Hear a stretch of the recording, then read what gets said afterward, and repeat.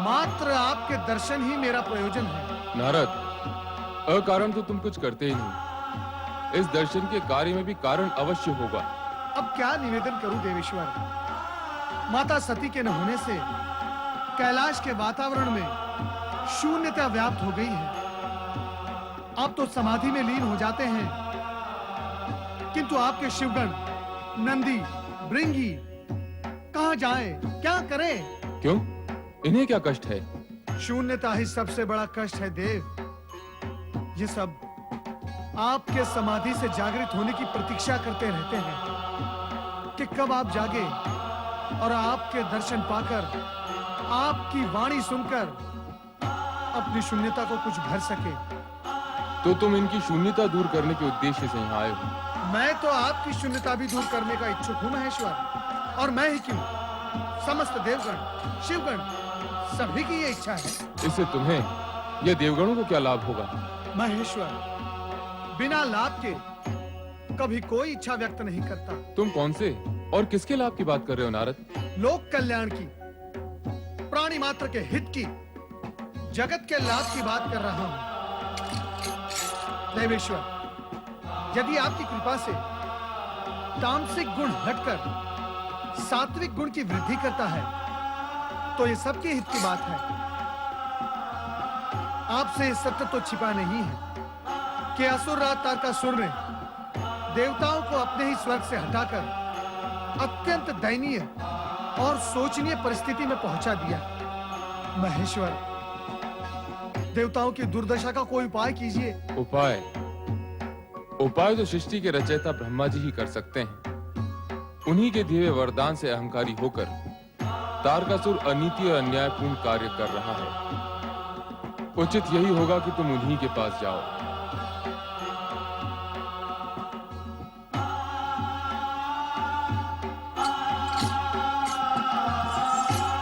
देव ऋषि,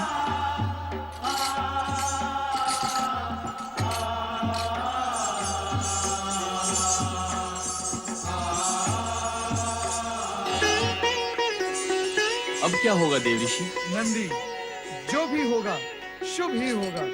वो शुभ कब होगा? भृंगी, सत्य को समझ लो कि समय से पहले और भाग्य से अधिक कभी किसी को कुछ प्राप्त नहीं होता। जो भी होगा अच्छा ही होगा। माता सती के रिक्त स्थान की पूर्ति होते ही सब ठीक हो जाएगा। क्या ऐसा होगा देव ऋषि? अवश्य होगा नंदी, अवश्य होगा। भोलेनाथ की कृपा से अवश्य होगा। नारायण नारायण।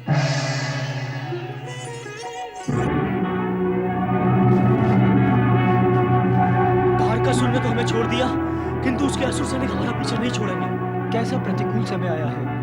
देवता होकर भी हमें यहाँ वहाँ भटकना पड़ रहा है। कब तक ये कष्ट भोगेंगे हम? क्यों ना हम सब देवता मिलकर इन दुष्ट राक्षसों का सर्वनाश कर दें? अच्छा, तो तुम हमारा सर्वनाश करोगे? हमारे स्वामी तारकासुर ने तुम पे दया करके तुम्हें छोड़ दिया, तो तुम उनके ही विरुद्ध षड्यंत्र कर रहे हो, और हम तुम्हें दंड दिए बिना नहीं छोड़ेंगे। दानवों से हमारी रक्षा करें, रक्षा करें, हमारी देवर्षि, देवर्षि। आप तो ऐसे भाग रहे हैं जैसे आपके पीछे असुर आ रहे हो। अरे, ये खड़ी चोटी वाला कौन आ गया? ये तो देवताओं के ऋषि हैं। नारद, ऐसा ही है देवर्षि, ऐसा ही है।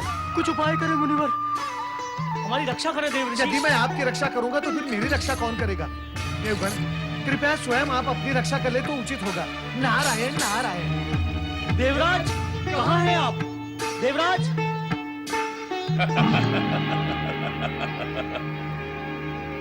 स्वर्ग पर अधिकार पा लेने के पश्चात मदिरापान का आनंद ही कुछ और है।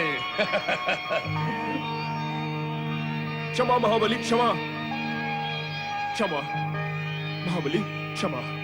किस अपराध के लिए क्षमा मांग रहे हो सेनापति? महाबली, आपके विरुद्ध षड्यंत्र रचने वाले देवताओं को लेकर हम आपके पास आ रहे थे, किंतु खड़ी चोटी वाले मुनि नारद मार्ग में मिल गए। वो हमें बातों में लगाकर उन्हें बचा कर ले गए। सेनापति, तुम हमारे विनाश के बोल न बोलो। नहीं स्वामी, मैं ऐसे क्यों बोलूंगा? हम देवताओं को पराजित करके स्वर्ग के अधिकारी बने हैं। यदि तुम एक तुच्छ मुनि जैसे प्राणी से पराजित होकर लौटोगे तो क्या यह विनाश का लक्षण नहीं? भविष्य में ऐसी भूल नहीं होगी स्वामी। भविष्य को तो तुम अंधकार में खोकर आए हो सेनापति। देवताओं को हमारे विरुद्ध षड्यंत्र करने का प्रोत्साहन मिल गया है।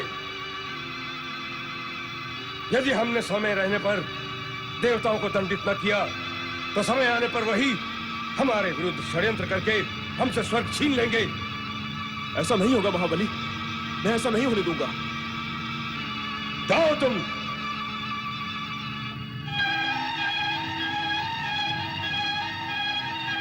महाबली तारकासुर भी कदापि ऐसा नहीं होने देगा। हे परमपिता, यदि हम अपनी रक्षा करने योग्य स्वयं होते तो इस तरह छिपते हुए मारे मारे क्यों फिरते? अब तो आप ही कोई उपाय कीजिए, आप ही हमारी रक्षा कीजिए ब्रह्मा जी, आप ही हमारी रक्षा कीजिए। नारायण नारायण। परमपिता, देवगणों की दुर्दशा अब देखी नहीं जाती, कृपया इनकी रक्षा का कोई उपाय कीजिए। उपाय हो रहा है नारद। कहाँ हो रहा है उपाय सृजनहार?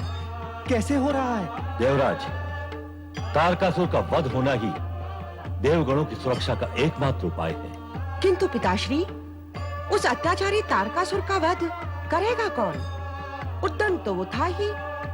स्वर्ग पर अधिकार करने के पश्चात वो अहंकार के वश में होकर और अधिक उद्दंड, वो निरंकुश हो गया है। हमारी रक्षा करो प्रभु, हमारी रक्षा करो ब्रह्मदेव। परमपिता, उस दुष्ट तारकासुर के राक्षस नित्य ही देवताओं को पीड़ित कर रहे हैं। इससे हमारी रक्षा कीजिए, कुछ उपाय कीजिए ब्रह्मदेव, कुछ उपाय कीजिए। क्या उपाय करें और किसका उपाय करें? दुष्कर्म करो तुम और उपाय करें हम। और उपाय करने के पश्चात क्या होगा? तुम पुनः दुष्कर्म करोगे और पुनः तुम्हारी यही दुर्दशा होगी। दुष्कर्म? कौन से दुष्कर्म सृजनहार? मैंने कब दुष्कर्म किए हैं? देवराज, तर्क करने से सत्य और पीछे हटता है, सामने नहीं आता। क्या यह सत्य नहीं कि तुमने समुद्र मंथन से प्राप्त अनेक रत्न, उपकरण एवं सिद्धि प्राप्त करके भूख विलास नहीं किया था?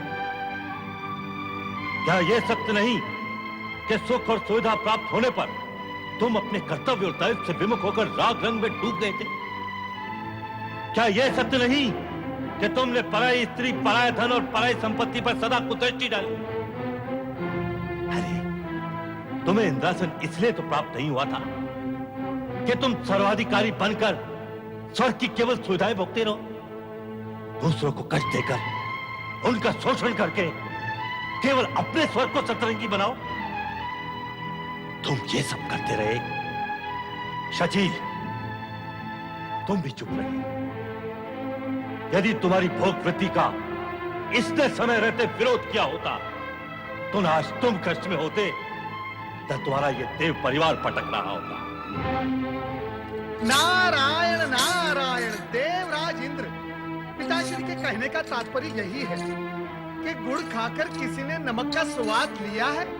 जैसे जल में मछली आटा देखकर लपकती है, किंतु जल में ऐसा कोई आटा नहीं जिसमें कांटा ना हो। अनावश्यक भोग के पीछे रोग, अधिक क्रीड़ा के पीछे पीड़ा और चीना झपटी से प्राप्त किए हुए सुख के पीछे सदा दुख ही खड़े रहते हैं। हे परमपिता, मैंने आपका ही अभिप्राय स्पष्ट किया है, कुछ अनुचित तो नहीं कहा? नारद, प्रश्न तुम्हारे अनुचित कहने का नहीं है, प्रश्न है देवराज ने क्या उचित समझा।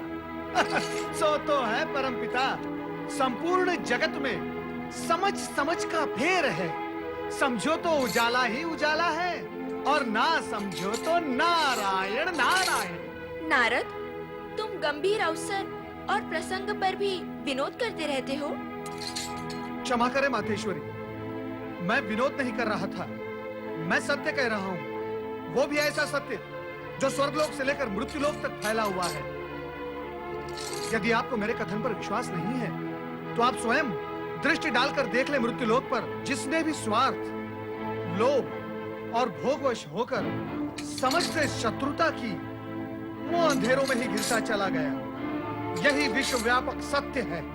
देवराज इंद्र, नारद ने वही कहा है जो मुझे कहना था। तुम स्वर्ग के अधिपति और देवताओं के राजा होकर भी अपनी भोग वृत्ति के कारण अपना सब कुछ खो बैठे, किंतु तामसिक वृत्ति वाला तारकासुर अपने जप तप के बल पर मुझसे वरदान प्राप्त करके अपनी आसुरी जाति के उत्थान का मार्ग प्रशस्त कर रहा है। तुम दिव्य शक्तियों से पूर्ण होते हुए भी पराजित हुए और आसुरी शक्तियों का स्वामी घोर तपस्या और त्याग करके विजयी हुआ। क्षमा करें परमपिता, मुझे क्षमा करें। इस भोग वृत्ति के कारण मुझसे जो भूल हुई है उसके लिए मुझे क्षमा करें सृजनहार।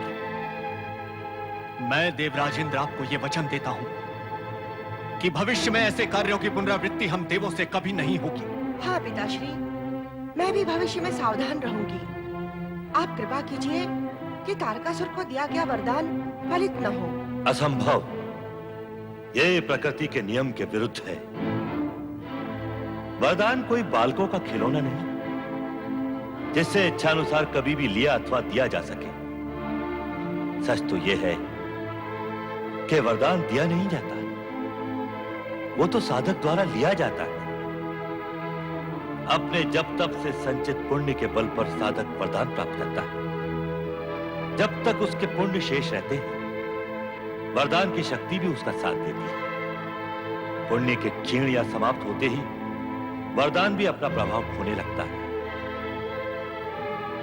तारकासुर का पुण्य जब तक उसके अपने साथ है, उसका कुछ भी अहित नहीं हो सकता। अर्थात प्रतीक्षा करनी होगी। अन्य कोई उपाय नहीं। देवराज इंद्र और समस्त देवगण, आप सबको अपना धैर्य धारण करके उस दिन की प्रतीक्षा करनी होगी जिस दिन तारकासुर का पुण्य समाप्त हो जाएगा। इसके पश्चात तो तारकासुर का वध हमारे हाथों हो जाएगा ना परमपिता? नहीं, तारकासुर का वध तुम्हारे हाथों नहीं होगा। तो उसका वध कौन करेगा? हमारी रक्षा कौन करेगा परमपिता? उसका वध शिव जी के पुत्र के हाथ होगा। महादेव पुत्र? शिव जी का पुत्र? किंतु माता सती ने तो आत्मदाह कर लिया है। इतना आश्चर्यचकित होने की आवश्यकता नहीं है जितना आप प्रकट कर रहे हैं। सती के न होने से शिवपुत्र कहां से आएगा? यह प्रश्न तो सरल ही है। शिव का विवाह होगा, विवाह के पश्चात पुत्र की उत्पत्ति होगी और उसी पुत्र के द्वारा तारकासुर का वध होगा। परमपिता, मेरा अभिप्राय है कि आप या शिवजी तारकासुर का वध क्यों नहीं कर देते? यह भी संभव नहीं है। मैंने उसे वरदान दिया है और शिवजी अकारण प्रत्यक्ष रूप से प्रकट नहीं होते। तो फिर शिवजी का पुत्र ही क्यों? तारकासुर का वध तो कोई भी कर सकता है। उसका पुण्य क्षीण होने पर यह कार्य किसी के लिए भी संभव होगा। ऐसा नहीं है।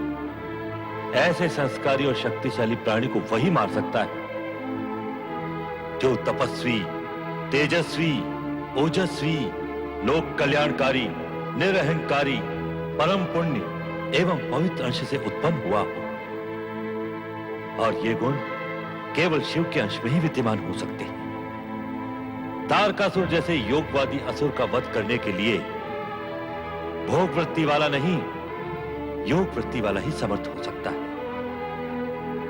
और इस जगत में शिव से बड़ा योगी है ही कौन? किंतु परमपिता, क्या शिवजी विवाह करेंगे? वे तो सदा ही सती के वियोग में समाधिस्थ रहते हैं। क्या उनके विवाह की कोई संभावना है? निश्चय ही है, क्योंकि सती के दिए वरदान के अनुसार शक्ति का आगामी अवतार हिमालय राज और उनकी पत्नी मैना रानी की पुत्री के रूप में होगा। परमपिता, क्या आप शक्ति माता का आगामी अवतार भी होगा? हाँ, उन्होंने वरदान दिया है तो अवश्य ही। परमपिता, माता सती ने कब, क्यों और किसको वरदान दिया था, ये आप स्पष्ट करेंगे तो देवगणों का मन आश्वस्त होगा। एक समय हिमालय राज रानी मैना देवी के मन में सती को पुत्री रूप में पाने की इच्छा जागृत हुई। इस हेतु उन्होंने कैलाश के एक एकांत शिखर पर शक्ति आराधना आरंभ की। ओम आईं ह्रीं क्लीं चामुंडायै विच्चै नमः। ओम आईं ह्रीं क्लीं चामुंडायै विच्चै नमः। ओम आईं ह्रीं क्लीं चामुण्डायै विच्चै नमः। ॐ ऐं ह्रीं क्लीं चामुण्डायै विच्चै नमः। ॐ ऐं ह्रीं क्लीं चामुण्डायै विच्चै नमः। ॐ ऐं ह्रीं क्लीं चामुण्डायै विच्चै नमः। ॐ ऐं ह्रीं क्लीं चामुण्डायै विच्चै नमः। ॐ ऐं ह्रीं क्लीं चामुण्डायै विच्चै नमः। ॐ ऐं ह्रीं क्लीं चामुण्डायै विच्चै नमः। ॐ ऐं ह्रीं क्लीं चामुण्डायै विच्चै नमः। ॐ ऐं ह्रीं क्लीं चामुण्डायै विच्चै नमः। महारानी मैना देवी, जागो, जागो मैना देवी।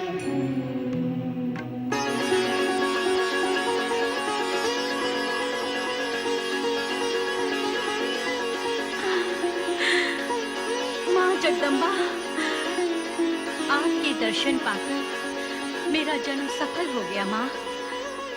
और तुम्हारे जब तक से मैं प्रसन्न हो गई। मांगो, इच्छित वरदान मांगो। केवल ये कि अगले अवतार में मैं आपको पुत्री रूप में पाने की इच्छुक हूँ। तुम्हारी ये इच्छा पूर्ण करने हेतु मैं वरदान दे भी दूं तो ये समझ लो कि वो कष्टों से पूर्ण ही होगा। कारण कि इस जन्म में जिन कठिन परिस्थितियों और कठोर परीक्षाओं के कारण मैं इस देह का त्याग करूंगी, अगले अवतार में मुझे इससे भी कठिन परीक्षाएं देनी होंगी। क्या तुम अपनी पुत्री का दुख और कष्ट झेल सकोगी? आपकी माता बनने का सुख प्राप्त करने हेतु मैं सभी दुखों को झेल लूंगी। माँ का विरह रूप ममता और आशीर्वाद के कवच से परिपूर्ण होगा, जो कष्टों को आप तक आने भी नहीं देगा। मुझे पुत्री रूप में प्राप्त करने की इच्छा मन में इतनी बलवती है कि यदि वो पूर्ण ना हुई तो अर्थ का अनर्थ भी हो सकता है। उससे तो अच्छा है कि कष्टों को सहन करने हेतु तत्पर होकर मैं आपके यहाँ जन्म लूं।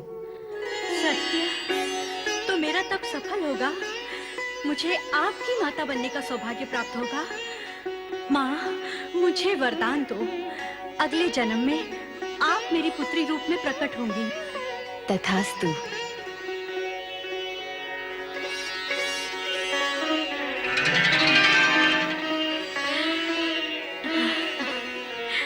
यह अटल सत्य है कि सती के दिए हुए वरदान के अनुसार सती के पुनः नारी अवतार के माता पिता बनने का श्रेय हिमालय राज और मैना को प्राप्त होगा। देवराजेंद्र, इस हेतु आप सभी देवगणों को मैना रानी और हिमालय राज के पास जाकर उन्हें सती के वरदान का स्मरण कराते हुए शक्ति आराधना के लिए प्रेरित करना होगा। शक्ति आराधना? हाँ, शक्ति आराधना, जिससे उद्देश्य पूर्ति की दिशा में कार्य प्रारंभ हो सके। जो आज्ञा ब्रह्मदेव, हम इसी क्षण वहां जाते हैं।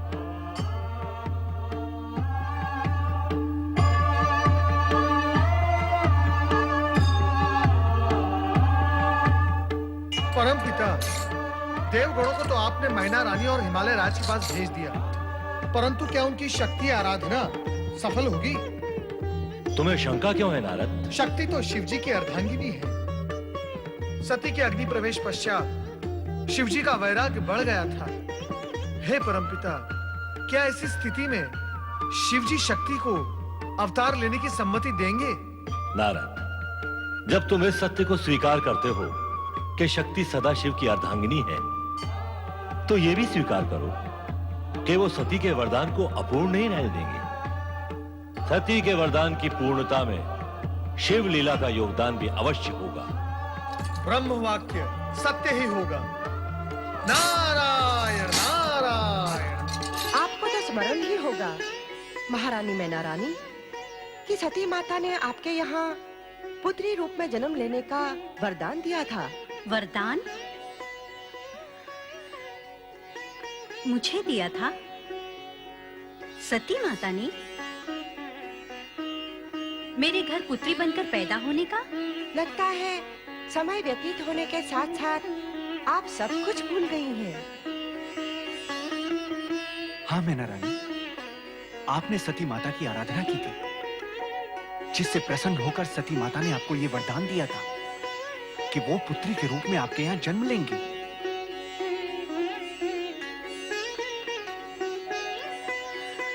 हाँ हाँ, कुछ कुछ स्मरण तो हो रहा है। सती को पुत्री रूप में पाने के लिए मैंने आराधना तो की थी। तो अब उस वरदान की पूर्ति के लिए आपको माँ शक्ति की आराधना करनी होगी। हाँ, आपको शक्ति आराधना करनी होगी, क्योंकि सती ही शक्ति का रूप है। शिव लीला के कारण आप वो वरदान भूल गई थी। शक्ति की आराधना द्वारा शक्ति को जागृत कर आपको उन्हें वरदान का स्मरण कराना होगा। अच्छा किया आपने यहाँ आकर सती माता के दिए हुए वरदान की बात को फिर से स्मरण कराकर। मैं तो भूल ही गई थी। अब स्मरण हो गया है तो माँ शक्ति का भी स्मरण कीजिए। अवश्य, ये तो मेरा सौभाग्य होगा कि माँ सती पुत्री रूप में मेरे घर में जन्म लेंगी। मैं निश्चित रूप से माँ शक्ति की आराधना करूंगी। विधाता की अपार कृपा से हमें ये दुर्लभ अवसर प्राप्त हुआ है। हम अवश्य ही शक्ति माता की आराधना करेंगे। इसी में हम सब का कल्याण है। आगे शिव जी की इच्छा।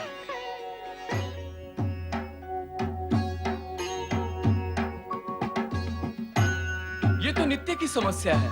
भोलेनाथ को समाधि से जगाएं कैसे? उन्हें बारंबार जगाने की आवश्यकता क्या है स्वामी? सुयशा, सोच विचार कर बोलो। भोलेनाथ इसी प्रकार समाधि में लीन रहे तो क्या हम अनाथों की भांति रहेंगे? ये निरंतर समाधि क्या उनको वैराग्य की ओर नहीं ले जाएगी? हमारा क्या होगा? वो तो हमारे स्वामी हैं। उनके बिना हमारा पोषण और रक्षा कौन करेगा? क्षमा करे स्वामी, भूल हो गई। भोलेनाथ की समाधि तो देवऋषि नारद ही भंग कर सकते हैं। किंतु देवऋषि नारद है कहाँ?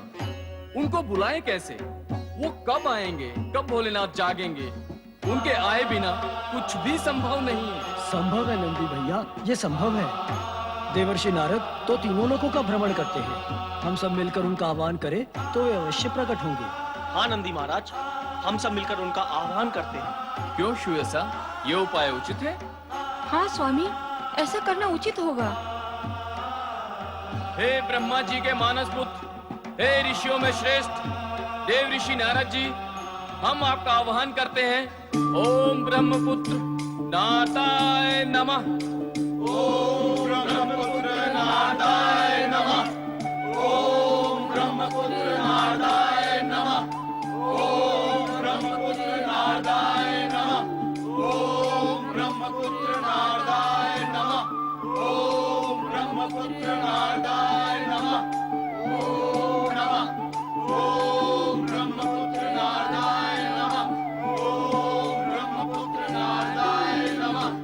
ओम ब्रह्मपुत्र नारदाय नमः।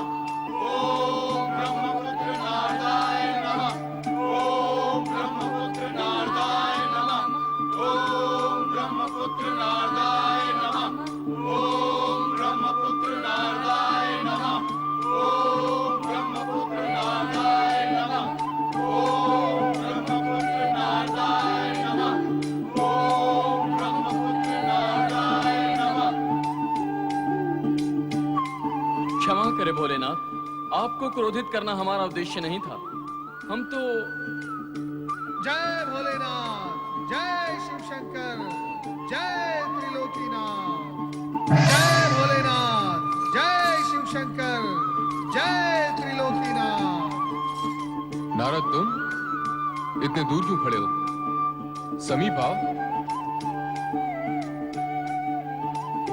आपकी वक्र दृष्टि से भय लगता है भोलेनाथ।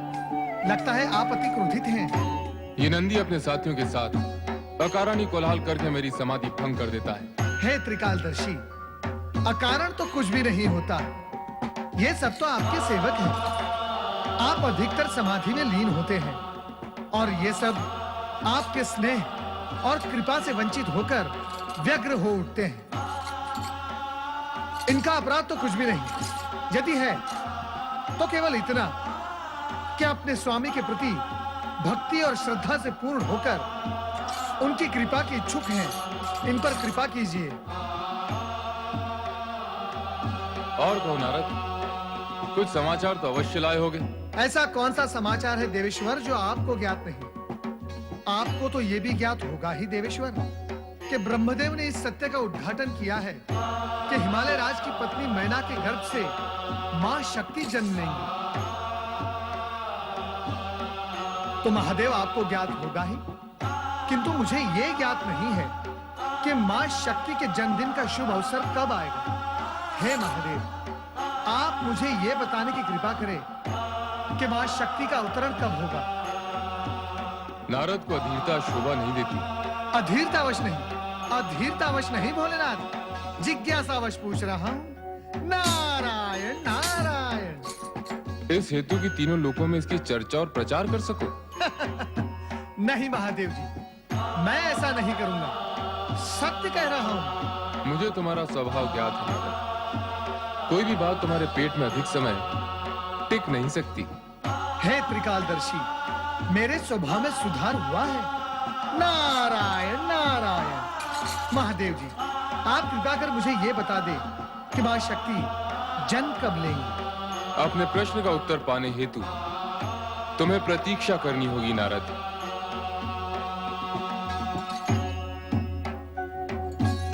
नारायण नारायण। व्यर्थ की चिंता न करो नंदी, निकट भविष्य में वो समय आ रहा है जब तुम्हें देवादिदेव को समाधि से जगाने के लिए मेरी प्रतीक्षा नहीं करनी पड़ेगी। अर्थात आनंद ही आनंद, परंतु ये होगा कैसे? नंदी, अपने प्रश्न का उत्तर पाने हेतु तुम्हें थोड़ी प्रतीक्षा करनी होगी। नारायण नारायण। ओम नमः शिवाय। ओम नमः शिवाय। ओम नमः शिवाय। ओम नमः शिवाय। ओम नमः शिवाय। ओम नमः शिवाय। ओम